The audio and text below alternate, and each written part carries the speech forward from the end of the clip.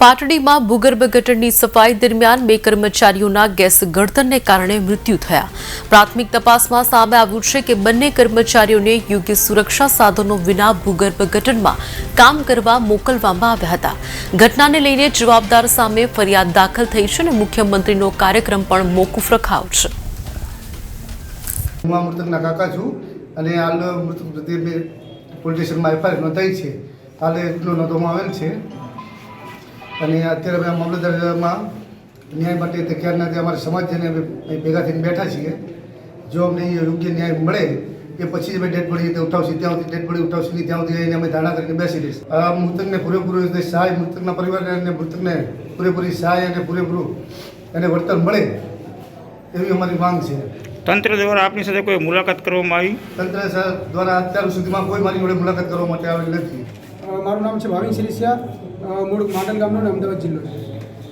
પાટડીના અંદર આજે 12 વાગ્યાના સમયે સુપ્રીમ કોર્ટના આદેશ હોવા છતાં ગટરમાં કોઈ સફાઈ કામદારને ઉતારવા નહીં, ડાયરેક્ટ કોઈ હ્યુમન વ્યક્તિને અંદર ના જવા જોઈએ એ આદેશ હોવા છતાં પાટડીના અંદર એટલી બેફામ બેદરકારી ચાલતી હતી નગરપાલિકાની કે બે યુવાનો ગટરના અંદર સીધા ઉતરે છે સફાઈ કામ કરવા માટે અને ઝેરી ગેસના કારણે એમનું મૃત્યુ થાય છે. અને મૃત્યુ થયા પછી સીધા જ જવાબદાર ચીફ ઓફિસર છે અને નગરપાલિકાના પ્રમુખ પણ છે. એ સીધો એક ઇલેક્ટેડ એક આખો કાયદો જ છે, બરાબર છે કે એ કોઈ અનલીગલી વાત નથી, એ સીધા આરોપી બને છે. તો અમારી માંગણી હતી કે પહેલાં તો આ બંનેને આરોપી બનાવો. બીજું, જે મૃતક પરિવાર છે એ મૃતક પરિવારને 1 કરોડ રૂપિયા સહાય આપવામાં આવે.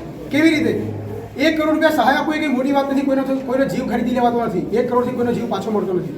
પણ કંપનીનો ઇન્સ્યોરન્સ હોય છે, પછી નગરપાલિકા તરફથી મળતા હોય છે પૈસા, અને ગવર્મેન્ટ પણ એને અલગ અલગ રીતે એને મદદ કરીને 1 કરોડ રૂપિયા પૂરા કરી શકે છે. બરાબર, કોઈ મોટી વાત નથી. જો અગર માંગણીઓ ના સ્વીકારવામાં આવે તો અમે બધા અહીંયા જ રહેવાના છીએ જ્યાં સુધી માંગણી એક્સેપ્ટેબલ, મતલબ અહીંથી અમને કોઈ લેખિત મતલબ એવો પુરાવો ના મળે અને અમારી માંગણીઓને અમને સંતોષકારક જવાબ ના મળે.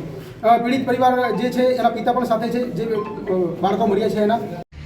દસાડા તાલુકાના પાટડી શહેરની અંદર એક ખૂબ જ દુઃખદ અને દુર્ભાગ્યપૂર્ણ ઘટના સામે આવી છે.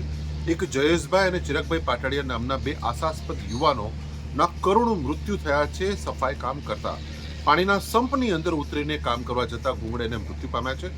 સમગ્ર ગુજરાતની અંદર ભારતીય જનતા પાર્ટીની સરકાર ગાય વગાડીને વારંવાર કહેતી આવી છે કે મેન્યુઅલ સ્કેવેન્જિંગ હોય, માથે ઉપાડવાની વાત, માથે મેલું ઉપાડવાની વાત હોય કે હાથે મેલું ઉપાડવાની વાત હોય, આ બધી જ વાત હોય તેમ છતાં કે બધું બંધ થઈ ગયું છે ગુજરાતમાં. પરંતુ દર અઠવાડિયે, દર મહિને આવા વાલ્મીકી સમાજના ખાસ કરીને યુવાનો, આશાસ્પદ યુવાનોના મૃત્યુને ભેટે છે. આ ખૂબ જ કરુણ ઘટના છે અને હું ખૂબ દુઃખની લાગણી અનુભવું છું. આ વિડીયોના માધ્યમથી હું સરકાર પાસે માગણી કરું છું કે પ્રત્યેક મૃતક પરિવારના એક વ્યક્તિને રૂપિયા 10 લાખ રૂપિયાની સહાય કરવામાં આવે અને એના પરિવારના એક વ્યક્તિને સરકારી નોકરી આપવામાં આવે. આજે પાટડી ખાતે પાટડી નગરપાલિકાના જે ભૂગર્ભ સંપ છે એ સંપમાં બે યુવકો એમને ગુંગળાઈ જવાથી એમનું મૃત્યુ થયેલ છે. એ સંદર્ભે ખાસ કરીને સમાજ તરફથી કેટલીક બાબતો જે છે એ રજૂ કરવામાં આવેલી હતી. એમાં એમને યોગ્ય વળતર મળે અને ખાસ કરીને જે છે આવો પ્રસંગો ફરીથી ના બને એના માટે થઈને એમની જે રજૂઆતો છે એ રજૂઆતો સંદર્ભે અમે એમને લેખિત એમને આપ્યું છે. અને ખાસ કરીને જે આવતીકાલે એ માનનીય મુખ્યમંત્રીશ્રીનો કાર્યક્રમ હતો તો એ પણ માનનીય મુખ્યમંત્રીશ્રીના જે આદેશ અનુસાર એ કાર્યક્રમ જે છે રદ કરવામાં આવ્યો છે. માનનીય મુખ્યમંત્રીશ્રીએ સાંત્વના પાઠવી છે અને ઝડપથી આ બાબતે કાર્યવાહી કરવા માટે સૂચના પણ આપેલી છે.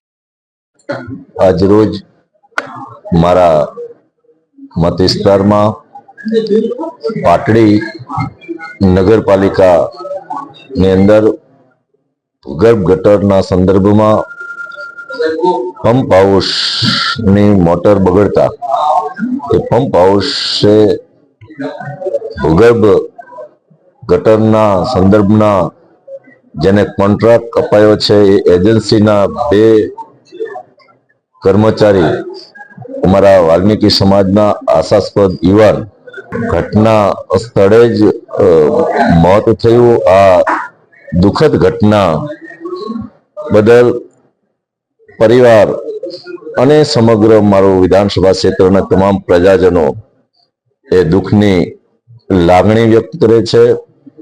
નગરપાલિકા છે એ જેને આ કોન્ટ્રાક્ટ આપતા હોય છે એની સાથે તમામ પ્રકારના કરારો કરતા હોય છે. સેફટીના સાધનો એને રાખવા જોઈએ. માણસ જે કામ કરવા માટે એ ગટરમાં ન ઉતરે એના માટેના પણ કરારો થયેલા હોય છે. તો એ જે કોન્ટ્રાક્ટર છે એની એ ખામી છે, નિષ્કાળજી છે. એ કોન્ટ્રાક્ટ